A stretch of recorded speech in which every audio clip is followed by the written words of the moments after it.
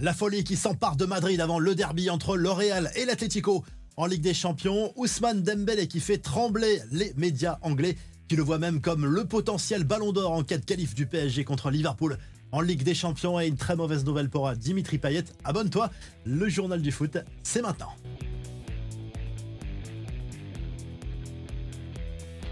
C'est parti pour les huitièmes de finale aller de la Ligue des Champions. En attendant l'énorme choc entre le PSG et Liverpool, mercredi soir, c'est Lille qui est de sortie ce mardi avec un déplacement sur la pelouse du Borussia Dortmund. Coup d'envoi à 21h. Les Lillois qui vont devoir bien négocier cette première manche dans la Ruhr en Allemagne, dans une ambiance qui s'annonce comme toujours électrique, très chaude dans le stade du BVB. Et les autres affiches de la soirée, notamment ce choc énorme entre le Real et l'Atlético. On y revient dans un instant. Arsenal se déplace sur la pelouse du PSV Eindhoven et à suivre également un duel entre Bruges et Aston Villa.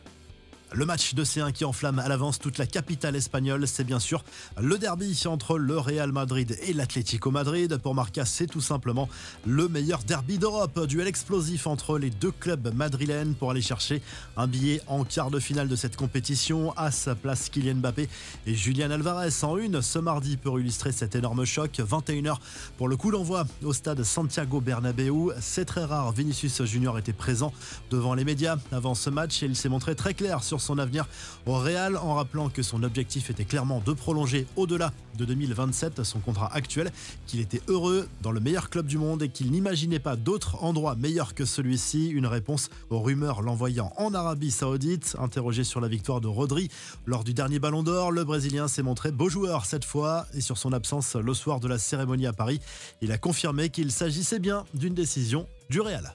On est maintenant à J-1 de PSG Liverpool. Ça faisait longtemps que les supporters parisiens n'avaient pas eu un match aussi excitant sur le papier. On regarde à nouveau comment la presse anglaise appréhende cet avant-match. Pour le Daily Mail, cette double confrontation pourrait tout simplement être déterminante dans l'attribution du prochain Ballon d'Or avec deux candidats potentiels sur le terrain, Ousmane Dembélé et Mohamed Salah. L'attaquant français est considéré comme une vraie menace pour l'Égyptien depuis qu'il est devenu une machine à marquer. Dans ce nouveau rôle de faux numéro 9, il surpasse les statistiques de Mbappé et s'impose comme une star incontestée de l'équipe, écrit notamment le tabloïd anglais. Autre actu sur le PSG, ça concerne la potentielle construction d'un nouveau stade. Le dossier pourrait rapidement évoluer selon le directeur général du PSG qui a accordé un entretien au Figaro. Plusieurs options restent sur la table, mais les dirigeants veulent maintenant se concentrer sur un site unique pour avancer clairement en 2025. L'actu du Barça avec quelques rumeurs concernant le mercato. Depuis quelques jours, les médias laissent entendre que Neymar envisagerait un retour en Europe avec comme destination prioritaire le FC Barcelone. Mais selon les informations du Mundo Deportivo, la direction barcelonaise n'aurait pas du tout l'intention de se positionner sur ce dossier. La direction le juge trop vieux. La priorité en attaque se nomme visiblement Alexander Isak qui joue à Newcastle et qui brille.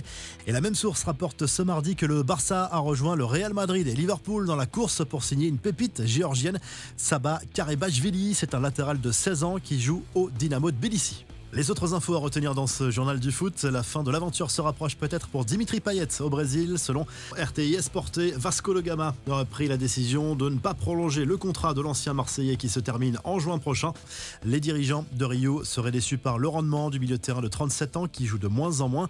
Enfin, ce n'est pas un secret, Jack Grealish a parfois un penchant pour l'alcool un peu trop prononcé. La preuve, l'attaquant anglais a été aperçu dans les rues de Newcastle tard dans la nuit de lundi à mardi dans un état d'ébriété avancé. L'attaquant de Man City a passé la soirée dans un bar modeste et forcément ça fait parler en Angleterre. Abonne-toi, on se quitte en vidéo et à très vite pour un nouveau journal du foot.